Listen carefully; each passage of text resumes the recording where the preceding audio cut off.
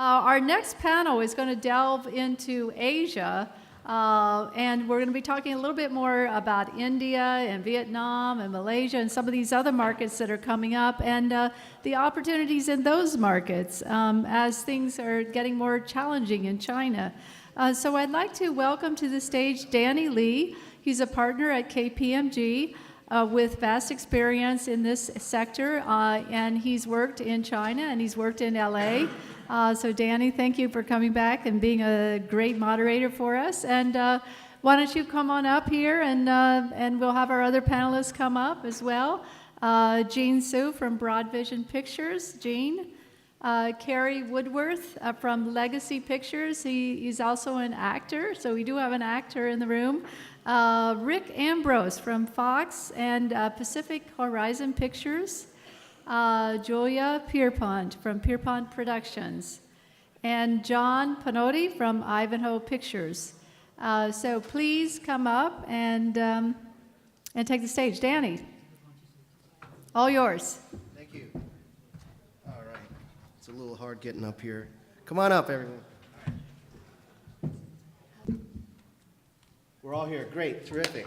Well, I'm very excited about this panel. It's actually full of entrepreneurs who bring a tremendous amount of experience around the entertainment industry, particularly having been very successful in China themselves, and now parlaying that experience into this vast market of yet another billion people that's called Greater Asia.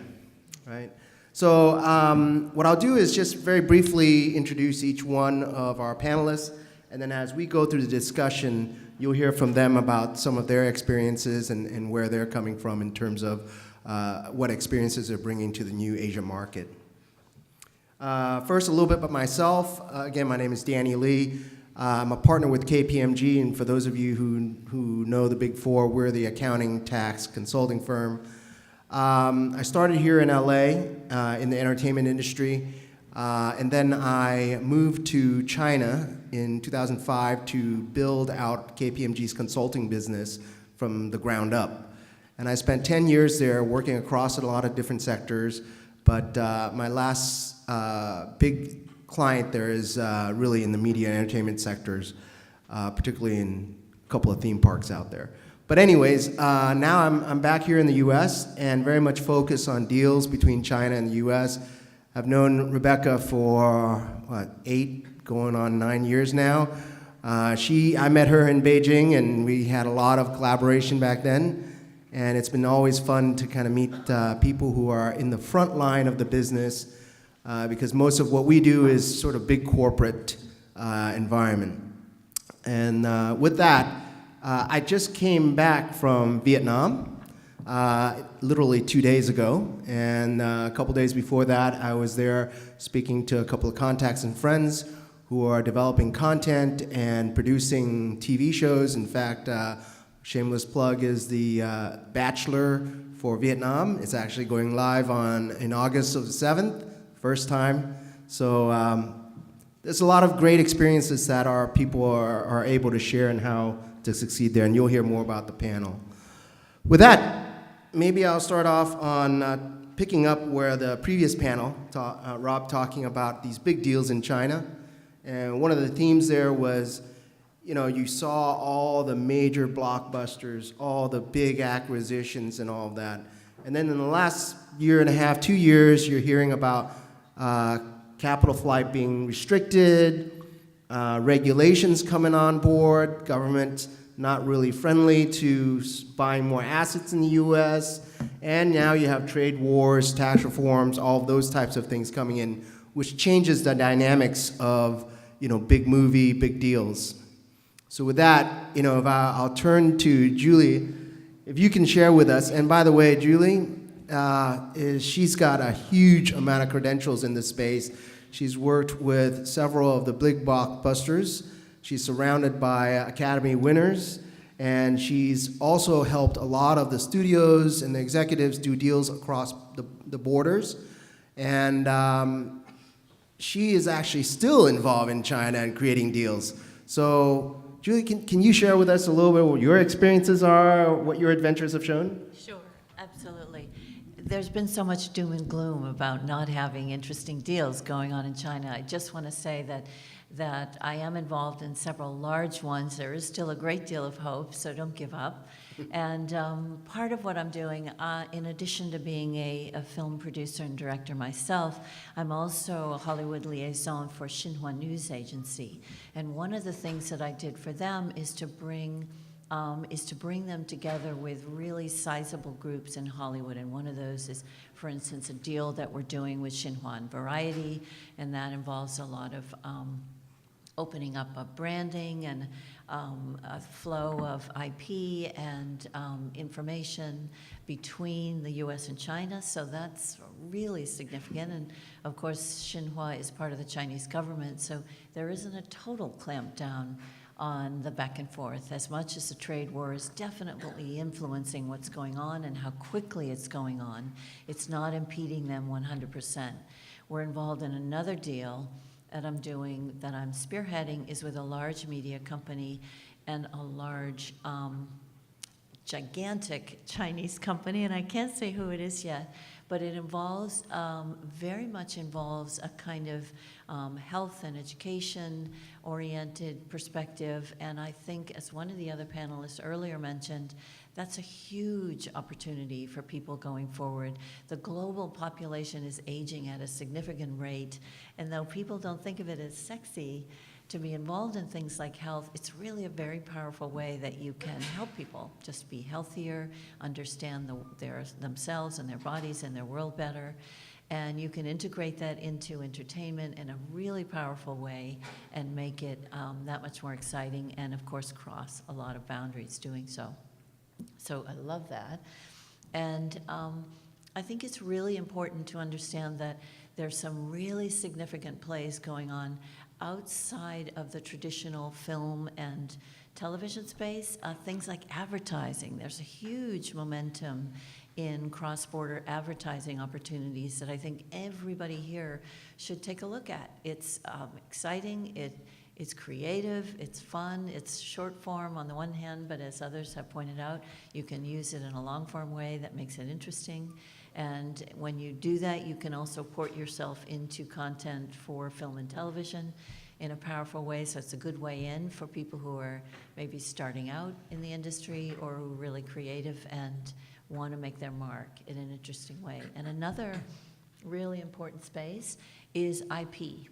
I've been asked by a lot of different Chinese companies who want American IP, that they can actually, not trade war IP, but kind of content and ideas that they can regionalize, that they can give a Chinese spin to, and make them their own. And I think it's really important, if you're following the flow of what's going on in the conversation today, is that China is becoming more Chinese. They are localizing their content. They want things that reflect who they are, not just big Hollywood blockbusters. And there's a great opportunity there for American indies even, or Chinese indies that you can participate in as a professional, as a writer, director, producer. I can help them make a Chinese movie.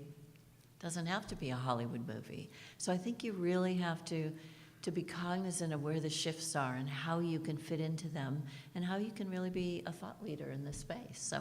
Terrific, terrific. With that, content with Chinese characteristics, right? So that's kind of what I heard the last there.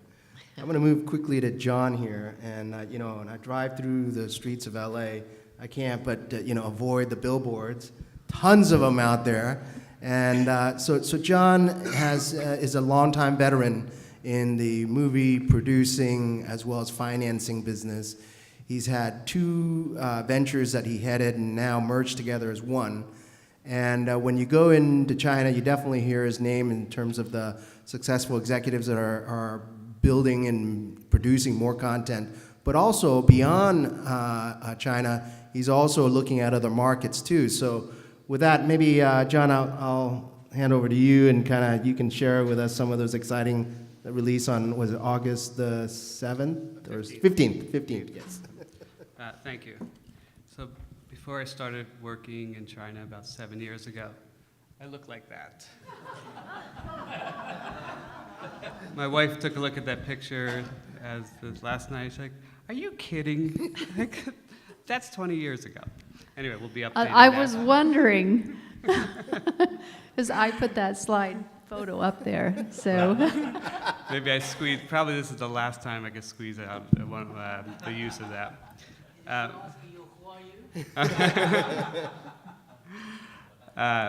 So thank you for having me here, Becca, thank you. I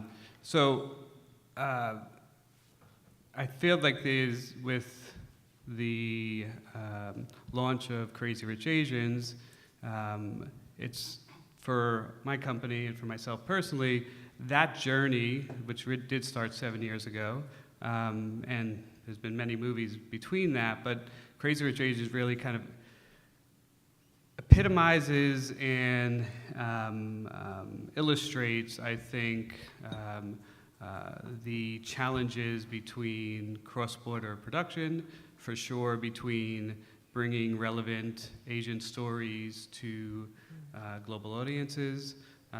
Also, as we've been involved in a lot of local language films in China and other places in Greater Asia and now in Latin America.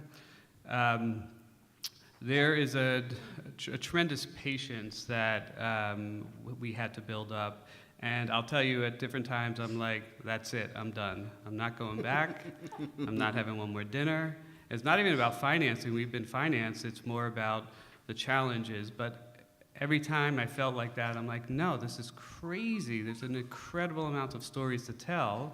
And the same attributes that independent producers need in any market, which is just, a steadfast persistence, for sure rings true in China too. Again, we bought the books for Crazy Rich Asians in 2013, and what is illustrative of, I'm sure, a lot of things that have been talked about today and will be on this panel is that you do a lot of convincing, and you have to reshape your pitch every time.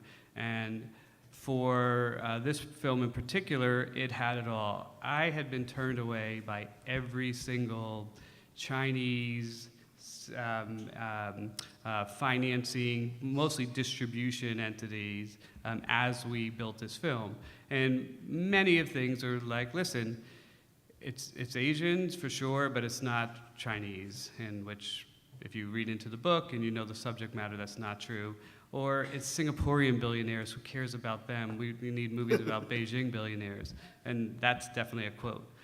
So the education that we go through and how we launch movies is a lot about, I know there's not necessarily many producers in the audience, but if there are financing parties, the idea is, at least how we drive our business in China is that everything's impossible in China and everything is possible in China, and those two statements are true at all times. And I think that is how the movie came into existence, how we finally couldn't make it work inside China, meaning it was never going to grow there. We ended up doing it together with Warner Brothers, and now the Asian pickup, and for sure even the Chinese pickup, and all the companies that turned us away multiple times, and maybe I'll name names, are now been trying to buy the rights from us. And I'm like, oh, they're gone. Like, you had your chance for 6 years. Anyway, so that's I don't know what other direction you want to take. Oh, that's great. Just the story, that journey that you've had. And again, congratulations on the upcoming release. I'm really excited, waiting to see that. So and here's the thing, everybody should go see it twice. Because, and I'm half facetious, but not, because if we don't succeed in an interesting opening, it's going to be another 25 years to, a picture like Joy Luck Club is made again. So it's serious stuff. You're not talking, hopefully the film works, but it's more than that. It's about describing that we know there's the audience, but how we're activating. So we started with the history. We talked about some of the stuff you were doing, some of the other panelists, and now then we talked about how the big deals in China, and we're talking about some of the Asian deals that are coming here. So we're going to go a little bit earlier in the sort of entrepreneurial phase, and we're going to ask Cary here to share about his story. So you're also an entrepreneur in this space, roots in acting, but also full production and even financing, right? And you have some deals going on right now with China and involving potentially other Asian places, including Vietnam. So tell us about how it is for you as you're starting to build this business of, trying to get content, run a production team, get financing, do distribution. What is that like for you right now? What are some of the challenges? What are some opportunities? Well, that's a lot. You make me sound so old. For me, there's just so many elements. I mean, everyone will agree. There's just so many elements to making a film happen, or a project, or TV series, or whatnot. It's just there's just so many layers and angles to it. For China, I definitely follow certain guidelines, and I think Southeast Asia. We've never done anything in Korea or outside of Southeast Asia and China, so I can't really speak for that. But it's a different set of guidelines, a different way of doing business. When you start, you start with the script, right? And that's normally how we start. And for me, Chinese producers, Chinese people are looking for something that's going to touch their heart. And that's really important to realize, because the Chinese heart is very powerful. And when I am looking at projects for Chinese market, I'm always looking at something that's going to hit them, and a lot of, there's trends in family. If you look at certain movies that have done well, there's certain things that work and that consistently work. And one thing is family, obviously. Another thing is something that's timely to Chinese, what's going on in China right now, a social issue. That it always works, and that always changes, what that is. We're working on a project that's about depression right now. And in China, we've noticed that a lot of people, and it's not because it's timely, because we love the script, but in China, this is it's not a new thing. People have been depressed for years, but they're discovering that this is called depression, and that, that people are that are successful and have so many great things around them are, have these issues. Anyway, I'm going to ramble. Sorry. Well, one of the things to also share with us is the way you run your production and how you're dealing with finding talent and getting them to manage. Because you've said to us, never, ever over budget, right? Oh, yeah. So we've never been over budget on any of our films. So we're a production company that started in production services. We did production services with Relativity Media and other companies. And so we pride ourselves on never being over budget. But in China, there's so many, they don't, the producers and investors, they have so many wishes, and they want to always be penny wise, pound foolish. So knowing that in advance, going into a project, you need to be aware of that. So you need to say, wait a second, why do you want to do that? And you have to look ahead, but also, what's in front of you at the same time. So there's a lot of rules, I feel like, that you have to know Chinese culture and Chinese business to work in China, and successfully to save time. But of course, as John said, it's like, it's like impossible at the same time. It's a wonderful experience. Yeah. So so we've got a couple of Asian markets already. Let's jump into one in specific. And I'm going to ask Rich to kind of talk about your experience particularly. Well, so Rick's come from a very broad background across Asia. He's done films in India, China, some other, I'll let you talk about it, but then particularly recently we've connected a lot on the Vietnam market, because there is some sense of maybe that's a China +1 opportunity, right, in terms of running your portfolio and the opportunity, the size of the demographics and the growth rates that's there. So with that, Rick, why don't you share with us how you view the different markets and what you think Vietnam is an opportunity for, because you're pretty well invested there. Yeah, I'm actually excited to see the Indian flag on that table next to the Chinese and American, because that is the other big market in the world. So I'll talk a few minutes on India, and then I'll jump into Vietnam. I've been involved in India for over 10 years, both in film and television. It's one of those markets that's always one where you kind of pull your hair out, because the potential is absolutely huge, given the history of Bollywood, the TV stations, the growing OTT platforms, and just the love of cinema there. But what you have to do in India is produce locally in local languages. And the first time I went over to India for Fox, I was working with Star TV. We set up a production company over there, and we got into the business of producing local language, Hindi, daily soaps, and game shows. Back then, you could produce a show like Who Wants to Be a Millionaire and have Shah Rukh Khan or Amitabh Bachchan host it and get a 40 share. So those were good old days.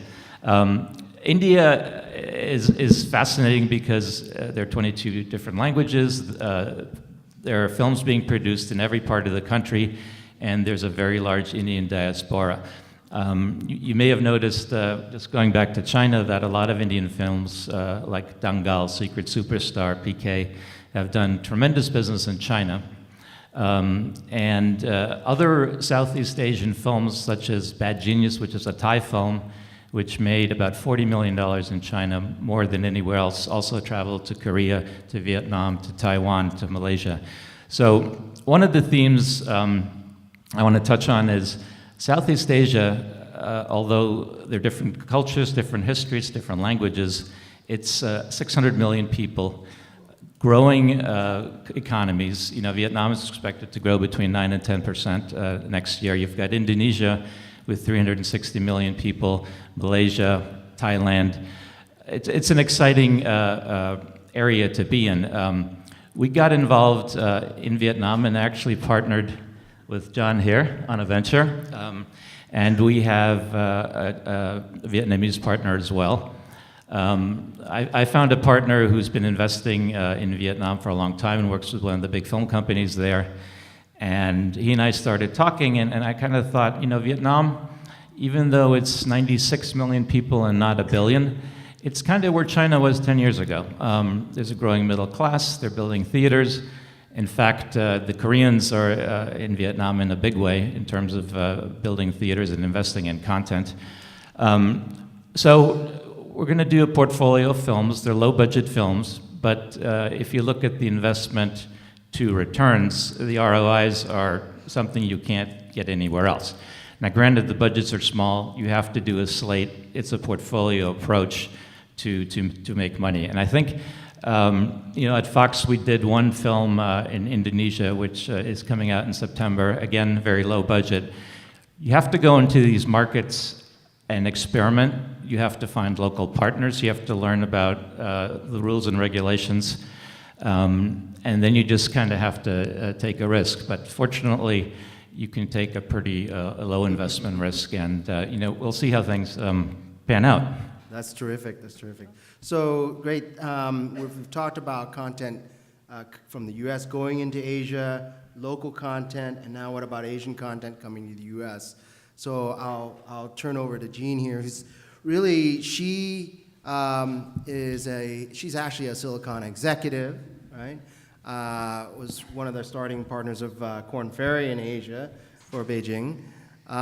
She's a Beijinger, 她是 Beijinger, and then so she's now here actually developing her own scripts, her own content, and building productions here ultimately again to drive content, Asian content, and hopefully take it back. With that, as another entrepreneur, I'll hand over to Jean. Please Thank you, Danny. tell us about your story. Yeah, Danny gave me this big picture, but my single focus, I actually have a very small focus. Compared with all these people with deep roots in Hollywood, I feel kind of embarrassed to be up on this panel because I have absolutely no roots in Hollywood. The reason I ended up here in Los Angeles is because my husband's, I say, midlife crisis about 5 years ago. We left Silicon Valley after a long career in executive search, venture capital, building startups. Ended up in Napa Valley, and that's where he started his career in screenwriting, and moved to UCLA to go to school full-time as the going to the graduate school. And then his script keep winning awards. And then we end up selling our houses in Silicon Valley and Napa and moved to LA and founded Broad Vision Pictures. My first job was to go back to UCLA to learn how to produce. I thought I knew all about business, but this movie business is a completely different animal. I say it's an animal, it's a really animal, because every single aspect involved, it's not normal business. So when Danny said we'll bring Chinese content, it's not really Chinese content, it's just people we know. And my life, I've come through from executive search world. I've met over 10,000 executives from all over the world. And my Chinese background, obviously, there are people who are, Chinese people that know. And the reason what we want to call it Broad Vision Pictures, I think the content I like to create is more broad. And we want to focus on real life heroes. I don't believe in superheroes. I don't believe in superpower, maybe because I grew up in China where there was no fantasy during Cultural Revolution. There's only hard reality of life.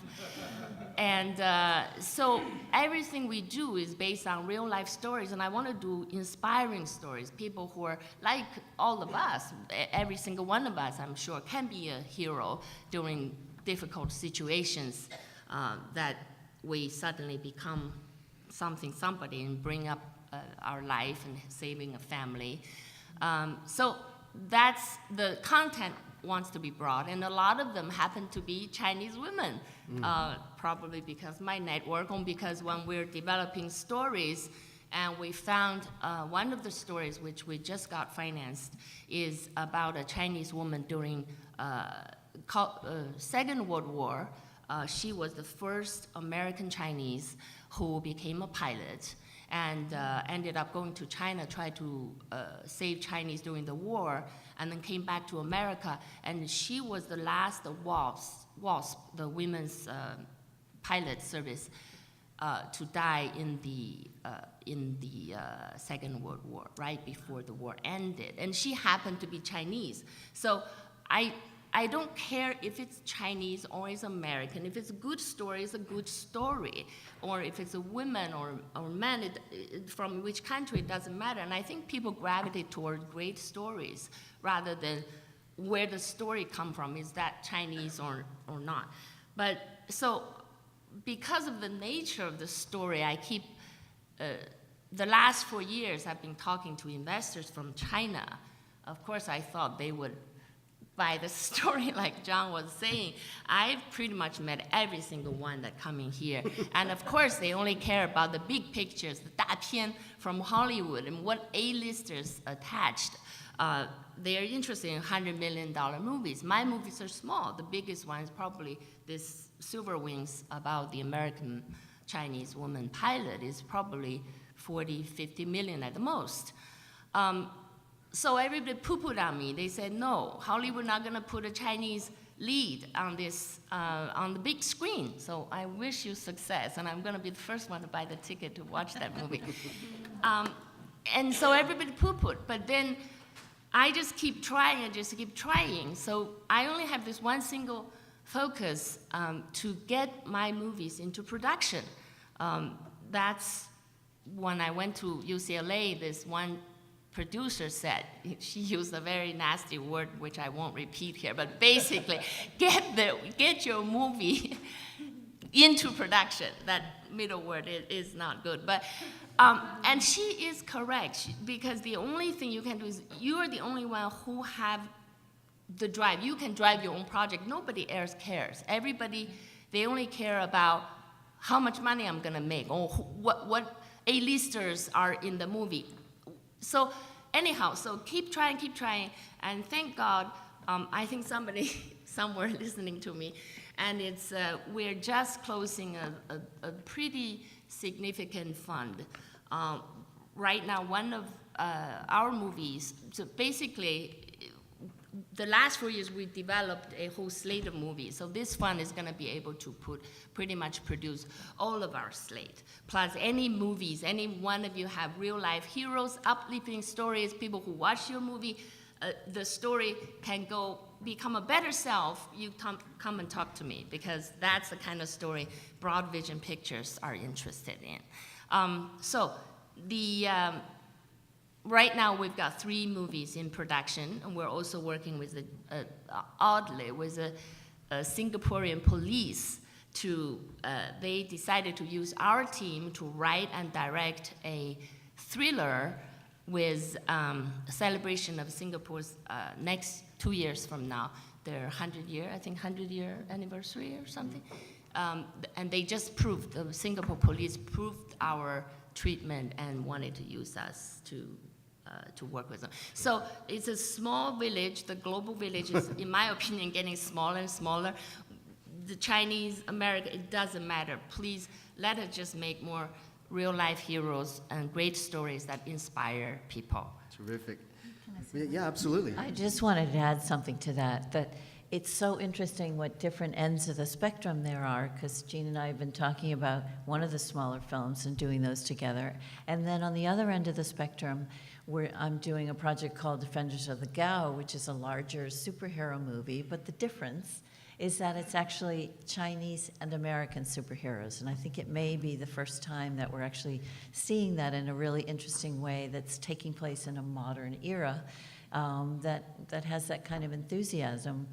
But then what's also interesting is historically, I've been approached by a Chinese group that wants to do a picture about the flying tigers. So similar kind of powerful story taking place during World War II that is about Chinese heroism and American heroism working together in a powerful way, which we certainly need now more than ever. So with that, I wanted to wrap up on a couple of quick topics and just get feedback from you as we go down the row here. You know, when we talk about movie production and film and Asia and all of that, there are only 5 minutes left. So really we want to go through basically 3 areas that I think are important, which are 1, financing. Obviously, we've talked about that already. 2, production. And then 3, distribution. And with regards to financing, because we're not doing massive studio films, we're going to have to actually go out and sell it ourselves, right? There's a lot of relationships that you have to tap in, and you have to make sure the money is real. You have to make sure the money is at the right temperature. In other words, how involved do they want to be? And one of the things we come across, and I've spoken to you all about, is vanity investors. And vanity investors have a different objective than institutional investors. So maybe I just ask you guys on how you feel about the investment and the financial side of this and how you maximize that in light of institutional versus vanity who have like this creative tie to the content. Julie? Look, I think I'm open to that if they have talent, not just money. It's one thing to say, I'm going to give you $10 million if you put my son or my daughter or my girlfriend or something in this movie, but they really have to be able to do it, otherwise it's just a waste of time and you devalue your reputation. So. I think if you're looking at making long-term plans, there are very few vanity investors out there. The investors really want to see that you help them make more money. That's the goal. To be a successful investor is to focus on the money part of it, not the vanity side of it. So I think by using a star put a hook on them, it's good. But in the end, they still have to see your IRR. And that's when we put our MBA hat to say, hey, look at this number. This is the solid presentation of your money. Yeah, I mean, there are different types of vanity investors. I prefer the ones that perhaps have been in a different industry, made a lot of money there, that are smart businessmen. to the ones who just have a lot of money and want to show up on the set. In practical terms, I worked with German investors for many years at the US studios, and these were individuals who had enormous amounts of money, either family money or money that came through selling a company. At the time, there was a tax deal in Germany, so it all made sense. And Universal and Warner Brothers were opening their doors for us with arms wide open to bring this money in. And these were smart investors in the sense that they got the tax write-off, and if there was an equity kick on top of that, they were doubly happy. But they knew they were going to come out in a way, this is how the deals were structured, in a way that they would be whole. So those kind of investors are great if they're in it for another reason, but also try to understand the business. I have to agree with everybody. A little bit of what everybody said, but for me, when I'm talking to vanity investors, it's very important to know that by taking them on, it's like a marriage. It's not just money you're taking; you're also taking their, their advice, what they expect in return, and it needs to be clear. So as long as that, and having the foresight to see, having them invest in it, will the integrity be still to the project is very important. Wait, and we're doing a project right now that we're almost finished financing and shooting in a few weeks, and that's the way it rolls in indie film. It's several $1 million, it's in Spain, and there is a vanity investor. There's a family behind a guy. He wants a role in the film, and he's a strong actor, and he can play the role, and that's how it works. It's not all of the money, but this kind of thing, if it works, and if the guy was absolutely imbalanced and was terrible actor, we wouldn't hire do that. him right away. I would still take it. I'd give it all to John. I'd give it all to Rick. I'd give it all to... No, but really, it's really important to the integrity of the project and looking ahead. What you're signing with this person, just because they have money doesn't mean it's going to be working out. And you need to really look at, are they, do they understand business? Do they understand how to treat people? Do they understand expectation? And can they communicate? I mean, basic things. And so with that, but IRR, that's, as long that dealing with institutional investors is much smoother, but also it's not as it's kind of like a little more difficult to kind of break through, especially with film. Rebecca, I know you want to wrap up. Well, I was just thinking about all those Asian tech billionaires that are out there. I wonder, are they into this movie making business, trying to get productions made? So. We know Alibaba Pictures is Not one, even but just what tech. what else? What? Not just tech, even miners and retailers, everybody, who's Well, they reaching want to that all level of jump wealth. in, right?